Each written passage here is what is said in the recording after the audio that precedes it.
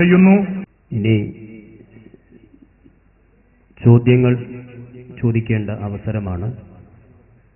അസ്സലാമു അലൈക്കും വറഹ്മത്തുള്ളാഹി വബറകാതുഹു. ഈ മുഖാമുഖ വേദിയിൽ ചോദ്യം ചോദിക്കാൻ അവസരം തന്നതിന് സംഘാടകർക്ക് നന്ദി രേഖപ്പെടുത്തുകയാണ്. ഞാനിവിടെ സലാം പറഞ്ഞപ്പോൾ തന്നെ പല മുഖങ്ങളിലും പ്രതികരണത്തിന്റെ അടയാളങ്ങൾ കണ്ടില്ല. അതിന് കാരണം ഞാൻ മനസ്സിലാക്കുന്നു, മുജാഹിദുകളുടെ സലാം മടക്കുകയില്ല. സുന്നികൾ സലാം പറഞ്ഞാൽ മുജാഹിദുകൾ സലാം പറഞ്ഞാൽ സുന്നികളുടെ മുഖത്തിനൊരു വല്ലാത്തൊരു കനമാണ്. അവർ പ്രതികരിക്കാൻ വളരെ വിമുഖത കാണിക്കുന്നു. ഇസ്ലാമിന്റെ ഈ അടിസ്ഥാനമായ രണ്ടുപേര് കണ്ടുമുട്ടുമ്പോഴുള്ള ഈ വ്യാകരണ തത്വം പോലും സുന്നികൾ പാലിക്കുന്നില്ല. എന്റെ ചോദ്യം, ഒരു മുസ്ലിം മറ്റൊരു മുസ്ലിമിനെ കണ്ടാൽ സലാം പറയണമെന്ന് ഇസ്ലാമിന്റെ അടിസ്ഥാന തത്വമാണ്. എന്നിട്ട് പോലും ഈ തലപ്പാവുധാരികളായ ആളുകൾ ആരും സലാം മടക്കിയതായി ഞാൻ കേട്ടിട്ടില്ല. അതിന്റെ അടയാളം അവരുടെ ചുണ്ടുകളിൽ കണ്ടില്ല. എന്തിനാണ് ഇത്രയും അധികം ഒരു അക്രമമായ സ്വഭാവം സുന്നികളുടെ ഭാഗത്ത് നിന്ന് എന്നാണ് എന്റെ ഒന്നാമത്തെ ചോദ്യം. ചോദ്യത്തിൽ തന്നെ മറുപടി ഉണ്ടല്ലോ. മുസ്ലിമിനോട് പറയേണ്ടതാണ് സലാം. തലീകെട്ടുകാരൊന്നും സലാം അടക്കിയില്ല എന്നാണ് അദ്ദേഹം പറയുന്നത്. അതിനൊരൊറ്റ മാർഗ്ഗമേ ഉള്ളൂ, തലയിൽ കെട്ടിയ ആൾക്കാർ മുസ്ലിങ്ങളാണ് എന്ന് സമ്മതിക്കുക. എന്നാ കഴിഞ്ഞു. തലയിൽ കെട്ടിയ ആൾക്കാർ മുസ്ലിങ്ങളാണെന്ന് സമ്മതിക്കുക. അത് സമ്മതിച്ചിട്ട് അവരോട് സലാം പറയാ. അപ്പൊ അവര് സലാം അടക്കും. സലാം പറയുന്ന മുജാഹിദിന്റെ വിശ്വാസം എന്താണ്? ഈ ചോദിച്ച ആളെ കുറിച്ചല്ല, അദ്ദേഹത്തെ അറിയില്ല. സലാം പറയുന്ന മുജാഹിദിന്റെ വിശ്വാസം എന്താണ്? പറയപ്പെടുന്ന തലീകെട്ടേ നീ കാഫിറാണ് എന്നാണ്. അല്ലേ? ഞാൻ സലാം പറയുന്ന തലീകെട്ട് കാഫിറാണ് എന്നാണ് മുജാഹിദിന്റെ വിശ്വാസം. ഒരു കാര്യം ചോദ്യകർത്താവിനും അറിയാം. അതെന്താ? കാഫിറിനോട് പറയേണ്ടതല്ല സലാം, അത് മുസ്ലിമും തമ്മിൽ പറയേണ്ടതാണ്. സുഹൃത്തുക്കളെ, ഞാൻ ഈ തമാശയ്ക്ക് വേണ്ടി പറഞ്ഞതല്ല. ഒറ്റ കാര്യം മാത്രം പല മുഖാമുഖങ്ങളിലും നമ്മൾ പലപ്പോഴും വിശദീകരിച്ച കാര്യമാണ്. എങ്കിലും ചോദ്യം വന്ന സ്ഥിതിക്ക് ഒരു കാര്യം പറയാം. നമുക്കെന്താ പരസ്പരം മുസ്ലിങ്ങളാണെന്ന് സമ്മതിച്ചാൽ?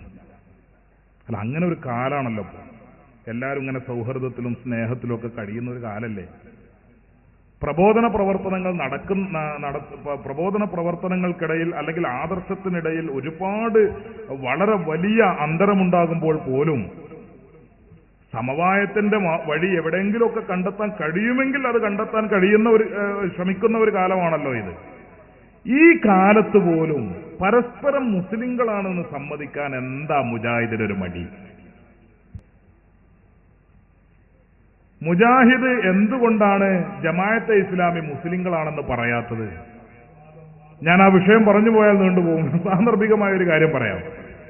കേരളത്തിൽ ഞാൻ നേരത്തെ പറഞ്ഞല്ലോ, മുജാഹിദ് വന്നിട്ട് ആദ്യം പറഞ്ഞത്, അന്ന് സമസ്ത കേരള ജംഇയ്യത്തുൽ ഉലമ നിലവിൽ വന്നിട്ടില്ല. അതിന് മുമ്പ് പണ്ഡിതന്മാരുടെ പ്രവർത്തനവും കാര്യങ്ങളൊക്കെ ഉണ്ട്. ദർസും മദ്രസയും മറ്റു കാര്യങ്ങളൊക്കെ വളരെ ഭംഗിയായി നടക്കുന്നു. അതിനിടയിലാണ് മുജാഹിദ് വന്നിട്ട് പറഞ്ഞത് സുന്നികളൊക്കെ കാഫിറാണ്. അന്ന് ആലിമീങ്ങൾ ചോദിച്ചു, അതെന്താടോ അങ്ങനെ പറയാൻ കാരണം? ഇവിടെ ഒരുപാട് ആലിമീങ്ങളും സയ്യിദന്മാരും സ്വാലിഹീങ്ങളും ഉണ്ടല്ലോ, അവരൊക്കെ കാഫിറുകളാണെന്ന് പറഞ്ഞാൽ ബുദ്ധിമുട്ടല്ലേ എന്ന് പറഞ്ഞപ്പോൾ മുജാഹിദിന്റെ മൗലവിമാരുടെ മറുപടി എന്തായിരുന്നു? അത് ഖുർആൻ പറഞ്ഞിട്ടുണ്ടെന്നാണ്. ഖുർആനിൽ കുറഞ്ഞൊരു പരിപാടിയില്ല, അത് ഖുർആൻ പറഞ്ഞതാണ്. എന്താ ഖുർആനിൽ പറഞ്ഞത്? അന്നൽ മസാജിദ ലില്ലാഹി ഫലാ തദ്ഉ മഅല്ലാഹി അഹദ. മുജാഹിദിന്റെ പള്ളിന്റെ തിരുനെറ്റിയിൽ ഇപ്പോഴും ഉണ്ടാവുക ഈ ആയത്ത് ഖുർആനിലുള്ളതാണ്. പക്ഷേ മുജാഹിദുകൾ ഇത്രയും കൂടുതൽ ആഴത്തിൽ വ്യഭിചരിച്ച മറ്റൊരു ആയത്തുണ്ടോ എന്നത് പോലും സംശയമാണ്. പള്ളികളൊക്കെ അള്ളാഹുവിനുള്ളതാണ്. പള്ളിയിൽ വെച്ച് മറ്റാരെയും വിളിക്കാൻ പാടില്ല, അള്ളാന്റെ കൂടെ വേറെ ആരെയും വിളിക്കാൻ പാടില്ല എന്ന് ഖുർആൻ പറഞ്ഞിട്ടുണ്ട്. അള്ളാന്റെ കൂടെ വേറെ ആരെയും വിളിക്കാൻ പാടില്ല, ഉറപ്പല്ലേ? സുന്നികൾ മുഹിയുദ്ദീൻ ശേഖനെ വിളിക്കുന്നില്ലേ? ബദരീങ്ങളെ വിളിക്കുന്നില്ലേ? മുത്തുനബിയെ വിളിക്കുന്നില്ലേ? അമ്പർത്തതങ്ങളെ വിളിക്കുന്നില്ലേ? എല്ലാവരെയും വിളിക്കുന്നുണ്ടല്ലോ. അപ്പൊ അതുകൊണ്ട് വിളിക്കുന്നവർ കാഫിറാണ് എന്ന് പറഞ്ഞ് മുജാഹിദ് പ്രസംഗിച്ചു. അന്ന് മുതൽ സുന്നികളൊക്കെ നരകത്തിലായി, മുജാഹിദ് മാത്രമാണ് സ്വർഗത്തിൽ. കുറച്ചു കാലം കഴിഞ്ഞു ജമാഅത്തെ ഇസ്ലാമി വന്നു. ജമാഅത്തെ ഇസ്ലാമി വന്നിട്ട് പറഞ്ഞു, അള്ളാഹു അല്ലാത്തവരെ വിളിച്ചു തേടുന്നവർ കാഫിറുകളാണ്, മുഹിയുദ്ദീൻ ശേഖനെ വിളിക്കുന്നവർ കാഫിറുകൾ തന്നെ, സുന്നികൾ കാഫിറുകൾ തന്നെ എന്ന് ജമാഅത്തെ ഇസ്ലാമിക്കാർ പ്രസംഗിക്കാൻ തുടങ്ങിയപ്പോ അത് കേട്ട നമ്മുടെ മുജാഹിദുകൾക്ക് വല്ലാത്തൊരു സുഖം. കാരണം അവര് പറയുന്ന കാര്യം തന്നെയാണല്ലോ ജമാഅത്തെ ഇസ്ലാമിയും പറയുന്നത്. അപ്പൊ അത് കേട്ടപ്പോ മുജാഹിദിനൊരു ഒരു വയറ്റുന്നുമായ സുഖം, നല്ലൊരു റാഹത്ത്. കാരണം ഞങ്ങൾ പറയുന്ന അതേ കാര്യമാണല്ലോ മുജാഹിദും പറയുന്നത്, അല്ല ജമാഅത്തെ ഇസ്ലാമിയും പറയുന്നത്. പക്ഷെ ആ റാഹത്ത് കുറച്ചു കാലം നീണ്ടു നിന്നില്ല. ജമാഅത്തെ ഇസ്ലാമി മുജാഹിദിനെ വിളിച്ചിട്ട് പറഞ്ഞു, നിങ്ങൾ അങ്ങനെ റാഹത്താകണ്ട, നിങ്ങളും നരകത്തിൽ തന്നെയാണ്, നിങ്ങളും കാഫിറാണ്. ആരോട്? മുജാഹിദിനോട്. അതെന്താ മുജാഹിദ് നരകത്തിലാകാൻ കാരണം, കാഫിറാകാൻ കാരണം? അതിന് ജമാഅത്തെ ഇസ്ലാമിക്ക് ഒരു പ്രത്യേക കാരണമുണ്ട്. ജമാഅത്തെ ഇസ്ലാമി പറയുന്നത് ഇന്ത്യൻ ഭരണഘടന താവൂത്താണ്, ബിംബമാണ് എന്നാണ്. ഇന്ത്യൻ ഭരണഘടന ബിംബമാണ്, ഇന്ത്യൻ ജനാധിപത്യം ബിംബമാണ്, ഇന്ത്യൻ മതേതരത്വം ബിംബമാണ്, ഇന്ത്യൻ പാർലമെന്റ് ബിംബമാണ്, ഇന്ത്യൻ കോടതി സുപ്രീം കോടതി ബിംബമാണ്, ഇന്ത്യൻ ജുഡീഷ്യറി ബിംബമാണ്, എല്ലാം ബിംബമാണ്. അപ്പോ കോടതിയിൽ പോകുന്നവൻ ബിംബാരാധനയാണ് നടത്തുന്നത്, വോട്ട് ചെയ്യുന്നവൻ ബിംബാരാധനയാണ് നടത്തുന്നത്, പാർലമെന്റിലേക്ക് മത്സരിക്കുന്നവൻ ബിംബാരാധനയാണ് നടത്തുന്നത്, സ്കൂളിൽ പോകുന്നവൻ ബിംബാരാധന നടത്തുകയാണ്, സ്കൂളിലെ പഠിപ്പിക്കുന്നവൻ ബിംബാരാധന നടത്തുകയാണ്, ഗവൺമെന്റ് ഉദ്യോഗം സ്വീകരിക്കുന്നവൻ അവൻ ബിംബാരാധന നടത്തുകയാണ്. ആകെ ബിംബം, ആകെ അമ്പലം.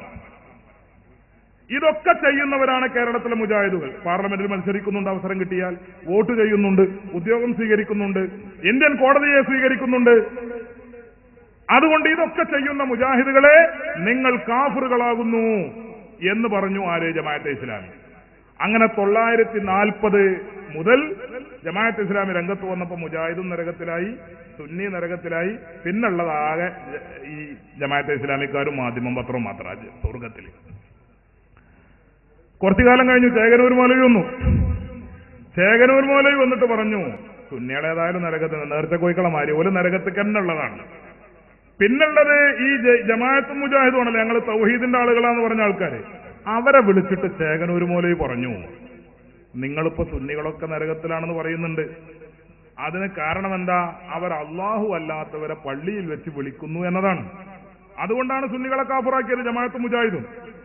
അതുകൊണ്ട് ചേകനൂർ മൗലവി അദ്ദേഹത്തിന്റെ പുസ്തകത്തിൽ പറഞ്ഞു, പള്ളിയിൽ വെച്ച് അള്ളാഹു അല്ലാത്തവരെ വിളിച്ച, മരിച്ചുപോയ ആളെ വിളിച്ച കാരണത്താൽ സുന്നികൾ കാഫിറാകുമെങ്കിൽ, അവർ നരകത്തിലെത്തുമെങ്കിൽ, മുജാഹിദുകളെ, ജമാഅത്തെ ഇസ്ലാമിക്കാരെ, ഞാൻ നിങ്ങളെ വെല്ലുവിളിക്കുന്നു, നിങ്ങൾ രണ്ടു കൂട്ടരും കാഫിറുകളാണ്, രണ്ടു കൂട്ടരും നരകത്തിലുമാണ്.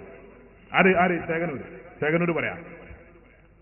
അപ്പൊ ചോദിച്ചു, അതെന്തേപ്പോ ഈ തൗഹീദിന്റെ നടുക്കണ്ടങ്ങളായി ഇങ്ങനെ രംഗത്ത് വന്ന ആൾക്കാർ ഇപ്പൊ എങ്ങനെ നരകത്തിലെത്തി? ചേകനൂർ മൗലവിന്റെ വിശദീകരണം അത് വളരെ ലളിതമാണ് കാര്യങ്ങൾ. അള്ള പറഞ്ഞത് എന്താ? അന്നൽ മസാജിദ് ലില്ലാ ഫലാ തദ്ഉ മഅല്ലാഹി അഹദ. പള്ളി അള്ളാഹ്ക്കുള്ളതാണ്, പള്ളിയിൽ വെച്ച് അള്ളാന്റെ കൂടെ വേറെ ആരും വിളിക്കാൻ പാടില്ല. ഈ മുജാഹിദുകളും ജമാഅത്തെ ഇസ്ലാമിക്കാരും പള്ളിയിൽ വെച്ച് ഓതുന്ന അത്തഹിയ്യാത്ത് ഉണ്ടല്ലോ, ആ അത്തഹിയ്യാത്തിൽ അബൂ ഹുറൈറ കമ്പനി കടത്തിക്കൂട്ടിയ ഒരു ജൂതായുസമുണ്ട്. ചേകനൂരിന്റെ ഭാഷയാണ്. അബൂ ഹുറൈറ കമ്പനി കടത്തിക്കൂട്ടിയ ഒരു ജൂതായുസം. അത്തഹിയ്യാത്തുൽ മുബാറകാത്തു സ്വലവാത്തു ത്വയ്യിബാത്തു ലില്ലാഹ്. അസ്സലാമു അലൈക അയ്യുഹൻ നബിയ്യു വറഹ്മത്തുള്ളാഹി വബറകാതുഹു. അസ്സലാമു അലൈക അയ്യുഹൻ നബിയ്യു, ഓ മുഹമ്മദ് നബിയേ, ഓ മുഹമ്മദ് നബിയേ എന്ന് മുജാഹിദ് വിളിക്കുന്നു പള്ളിയിൽ വെച്ച് അത്തഹിയ്യാത്ത് ഓതുമ്പോ. അത്തഹിയ്യാത്തിൽ വെച്ച് ജമാഅത്തെ ഇസ്ലാമിയും വിളിക്കുന്നു അയ്യുഹൻ നബിയ്യു, ഓ മുഹമ്മദ് നബിയേ. ചേകനൂർ പറയുന്നു, ഏത് മുഹമ്മദ് നബിയെ നിങ്ങളീ വിളിക്കണേ? 1400 കൊല്ലം മുമ്പ് മരിച്ചുപോയ മുഹമ്മദ് നബിനെ മദീനത്തെ ഖബർക്കായി വിളിക്കണത്. അള്ള പറഞ്ഞ എന്താ? വഅന്നൽ മസാജിദ ലില്ലാഹി ഫലാ തദ്ഉ മഅല്ലാഹി അഹദ. പള്ളിയൊക്കെ അള്ളാഹ്ക്കുള്ളതാണ്, പള്ളിയിൽ വെച്ച് അള്ളാന്റെ കൂടെ വേറെ ആരും വിളിക്കാൻ പാടില്ല. നിങ്ങൾ ഈ മരിച്ചുപോയ മുഹമ്മദ് നബിയെ പള്ളിയിൽ വെച്ച് വിളിക്കുന്നില്ലേ? അതുകൊണ്ട് സുന്നികളെ കാഫിറാക്കാൻ നിങ്ങൾ ഏതൊരായത്താണോ തെളിവാക്കിയതെങ്കിൽ അതേ ആയത്തിന്റെ പിൻബലത്തോടെ ഞാൻ പ്രഖ്യാപിക്കുന്നു, നിങ്ങൾ മുജാഹിദും ജമാഅത്തും കാഫിറുകളാണ്, രണ്ടു കൂട്ടരും നരകത്തിലാണ്. വാദപ്രതിവാദത്തിനുണ്ടെങ്കിൽ മുന്നോട്ട് വന്നോളൂ. ചേകനൂരിന്റെ വെല്ലുവിളി. കാഫിറാക്കി ഇനിയിപ്പാറ സ്വർഗത്തിലുള്ളത്.